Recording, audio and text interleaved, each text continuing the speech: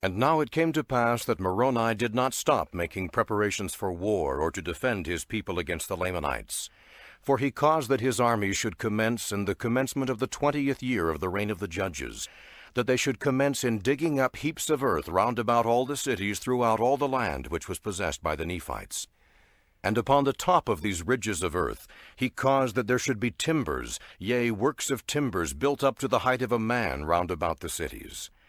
And he caused that upon those works of timbers there should be a frame of pickets built upon the timbers round about, and they were strong and high. And he caused towers to be erected that overlooked those works of pickets, and he caused places of security to be built upon those towers, that the stones and the arrows of the Lamanites could not hurt them. And they were prepared that they could cast stones from the top thereof according to their pleasure and their strength, and slay him who should attempt to approach near the walls of the city. Thus Moroni did prepare strongholds against the coming of their enemies round about every city in all the land. And it came to pass that Moroni caused that his armies should go forth into the east wilderness. Yea, and they went forth and drove all the Lamanites who were in the east wilderness into their own lands which were south of the land of Zarahemla. And the land of Nephi did run in a straight course from the east sea to the west. And it came to pass that when Moroni had driven all the Lamanites out of the east wilderness, which was north of the lands of their own possessions, he caused that the inhabitants who were in the land of Zarahemla, and in the land round about, should go forth into the east wilderness, even to the borders by the seashore, and possess the land. And he also placed armies on the south, in the borders of their possessions, and caused them to erect fortifications, that they might secure their armies and their people from the hands of their enemies. And thus he cut off all the strongholds of the Lamanites in the east wilderness, yea, and also on the west, fortifying the line between the Nephites and the Lamanites, between the land of Zarahemla and the land of Nephi, from the west sea running by the head of the river Sidon, the Nephites possessing all the land northward, yea, even all the land which was northward of the land Bountiful, according to their pleasure. Thus Moroni with his armies, which did increase daily because of the assurance of protection which his works did bring forth unto them, did seek to cut off the strength and the power of the Lamanites from off the lands of their possessions, that they should have no power upon the lands of their possession. And it came to pass that the Nephites began the foundation of a city, and they called the name of the city Moroni. And it was by the east sea, and it was on the south by the line of the possessions of the Lamanites. And they also began a foundation for a city between the city of Moroni and the city of Aaron, joining the borders of Aaron and Moroni. And they called the name of the city or the land Nephihah. And they also began in that same year to build many cities on the north, one in a particular manner which they called Lehi, which was in the north by the borders of the seashore. And thus ended the 20th year. And in these prosperous circumstances were the people of Nephi in the commencement of the 21st year of the reign of the judges over the people of Nephi. And they did prosper exceedingly, and they became exceedingly rich, yea, and they did multiply and wax strong in the land. And thus we see how merciful and just are all the dealings of the Lord to the fulfilling of all his words unto the children of men. Yea, we can behold that his words are verified, even at this time which he spake unto Lehi, saying, Blessed art thou and thy children, and they shall be blessed, inasmuch as they shall keep my commandments, they shall prosper in the land. But remember, inasmuch as they will not keep my commandments, they shall be cut off from the presence of the Lord. And we see that these promises have been verified to the people of Nephi. For it has been their quarrelings and their contentions, yea, their murderings and their plunderings, their idolatry, their whoredoms, and their abominations which were among themselves, which brought upon them their wars and their destructions. And those who were faithful in keeping the commandments of the Lord were delivered at all times, whilst thousands of their wicked brethren have been consigned to bondage, or to perish by the sword, or to dwindle in unbelief and mingle with the Lamanites.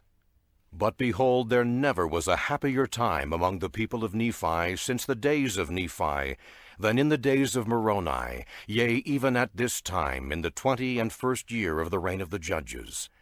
And it came to pass that the 22nd year of the reign of the judges also ended in peace, yea, and also the 23rd year.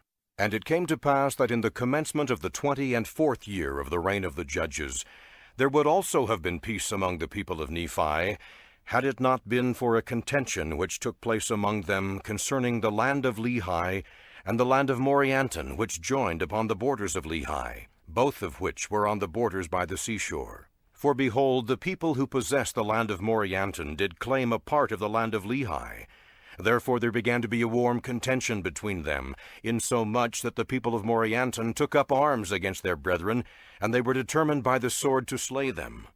But behold, the people who possessed the land of Lehi fled to the camp of Moroni, and appealed unto him for assistance, for behold, they were not in the wrong. And it came to pass that when the people of Morianton, who were led by a man whose name was Morianton, found that the people of Lehi had fled to the camp of Moroni, they were exceedingly fearful, lest the army of Moroni should come upon them and destroy them. Therefore Morianton put it into their hearts that they should flee to the land which was northward, which was covered with large bodies of water, and take possession of the land which was northward. And behold, they would have carried this plan into effect, which would have been a cause to have been lamented. But behold, Morianton, being a man of much passion, therefore he was angry with one of his maidservants, and he fell upon her and beat her much.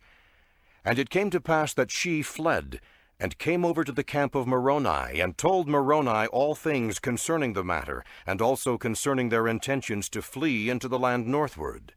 Now behold, the people who were in the land Bountiful, or rather Moroni, feared that they would hearken to the words of Morianton, and unite with his people, and thus he would obtain possession of those parts of the land which would lay a foundation for serious consequences among the people of Nephi, yea, which consequences would lead to the overthrow of their liberty. Therefore Moroni sent an army with their camp to head the people of Morianton, to stop their flight into the land northward. And it came to pass that they did not head them until they had come to the borders of the land Desolation, and there they did head them by the narrow pass which led by the sea into the land northward, yea, by the sea on the west and on the east. And it came to pass that the army which was sent by Moroni, which was led by a man whose name was Teancum, did meet the people of Morianton. And so stubborn were the people of Morianton, being inspired by his wickedness and his flattering words, that a battle commenced between them, in the which Teancum did slay Morianton and defeat his army, and took them prisoners, and returned to the camp of Moroni. And thus ended the 24th year of the reign of the judges over the people of Nephi. And thus were the people of Morianton brought back. And upon their covenanting to keep the peace, they were restored to the land of Morianton, and a union took place between them and the people of Lehi, and they were also restored to their lands. And it came to pass that in the same year that the people of Nephi had peace restored unto them, that Nephihah the second chief judge died, having filled the judgment seat with perfect uprightness before God. Nevertheless he had refused Alma to take possession of those records and those things which were esteemed by Alma and his fathers to be most sacred. Therefore Alma had conferred them upon his son Helaman. Behold, it came to pass that the son of Nephihah was appointed to fill the judgment seat in the stead of his father. Yea, he was appointed chief judge and governor over the people, with an oath and sacred ordinance to judge righteously, and to keep the peace and the freedom of the people, and to grant unto them their sacred privileges to worship the Lord their God, yea, to support and maintain the cause of God all his days, and to bring the wicked to justice according to their crime. Now behold, his name was Pahoran. And Pahoran did fill the seat of his father, and did commence his reign in the end of the 24th year over the people of Nephi.